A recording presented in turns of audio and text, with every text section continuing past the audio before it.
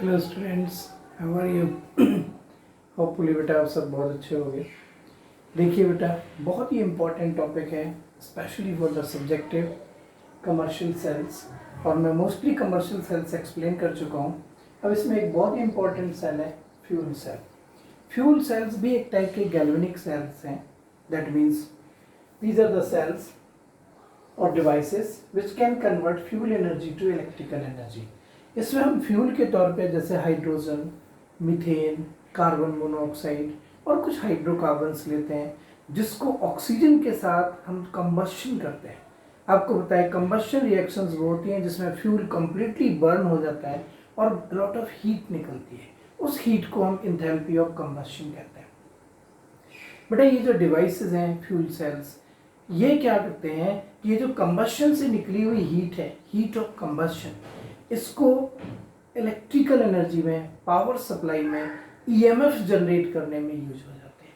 देखिए कैसे, those devices which convert fuel energy to electrical energy, that is the heat generated by the chemical reaction, by the combustion of fuels, heat generated by the combustion of fuels converted to the EMF of the cell through redox reactions.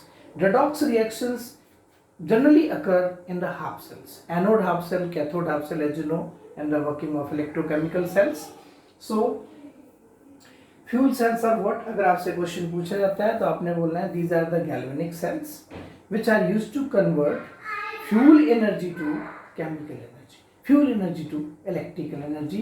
Fuel energy basically when we burn fuel, when we combust fuel, then some heat of the reaction, heat of combustion is produced, that can be converted into the useful work done with the help of EMF of the cell.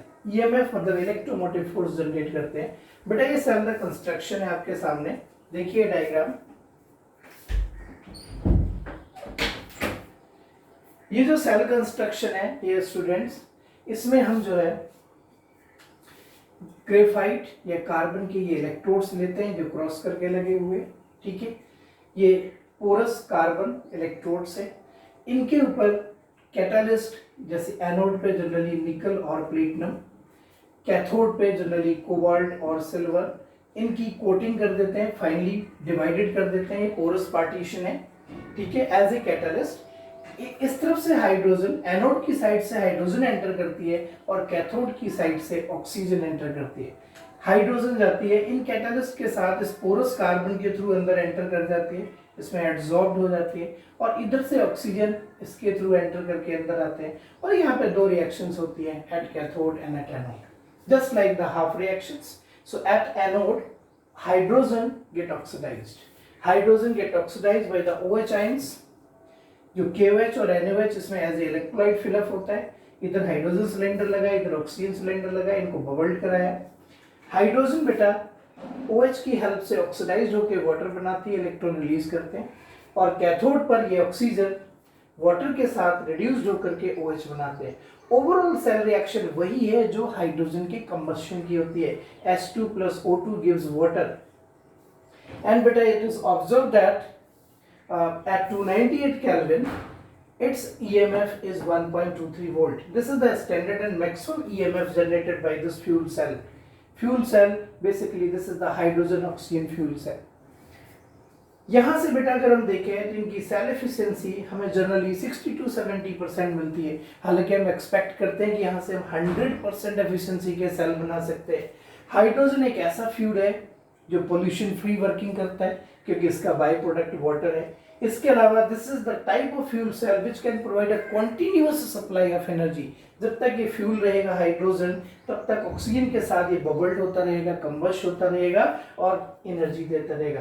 As well as hydrogen you know we study as a renewable source of energy. But इस process में आप इस cell की working में एक छोटा सा drawback भी देख सकते हो। जनरली इन सेल्स की वर्किंग बहुत हाई टेम्परेचर पर होती है, 60 to 70 डिग्री। इसके अलावा आप देखो इस सेल में गैसेस भी हैं, सॉलिड्स भी हैं और लिक्विड भी है।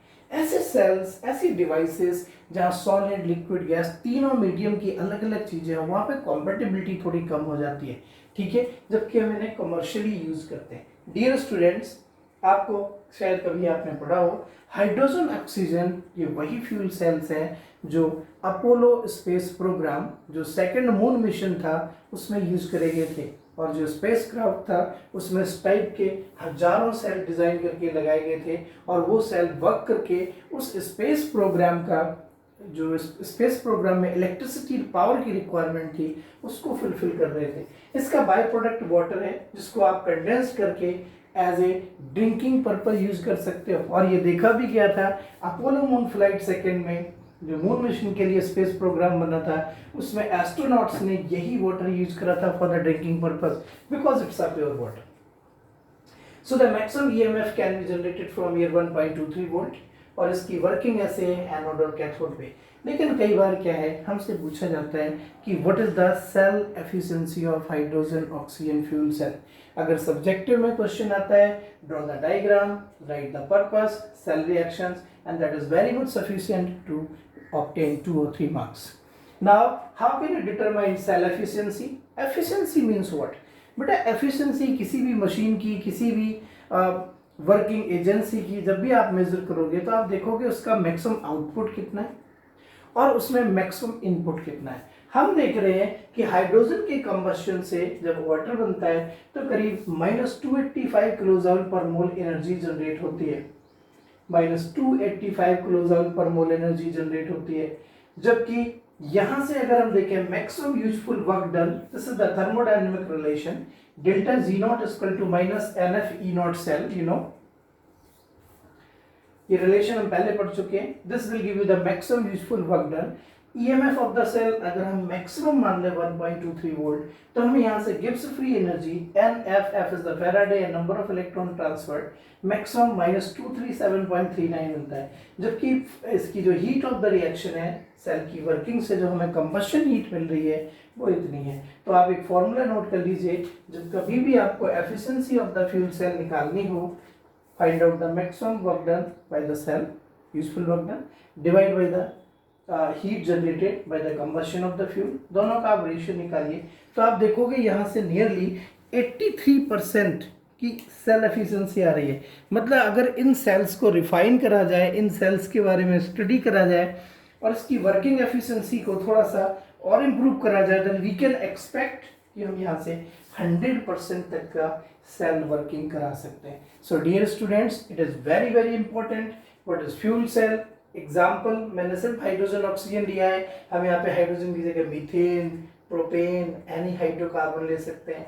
सेल कंस्ट्रक्शन ऑलमोस्ट सेम है, एनोड और कैथोड रिएक्शंस ऑलमोस्ट सेम है, एंड अगर आप कोई हाइड्रोकार्बन लोगे फिर ये पोल्यूशन फ्री नहीं रहेगा, ठीक है। सो बेटा this is the hydrogen oxygen fuel cell. Purpose cell reaction, at anode hydrogen is entered, at cathode oxygen is entered। Graphite ये कार्बन पोरस पार्टीशन प्लेट्स लगी हुई है यहाँ पे। ग्रेफाइट एनोड पर निकल और प्लेटिनम की कोटिंग है, कैथोड पर कोबाल्ट और सिल्वर की कोटिंग है। यहाँ से हाइड्रोजन एंटर करती है, यहाँ से ऑक्सीजन, हाइड्रोजन OH के साथ कंबाइंड होकर वाटर बनाता है, ऑक्सीजन वाटर के साथ रिड्यूस्ड हो रहा है।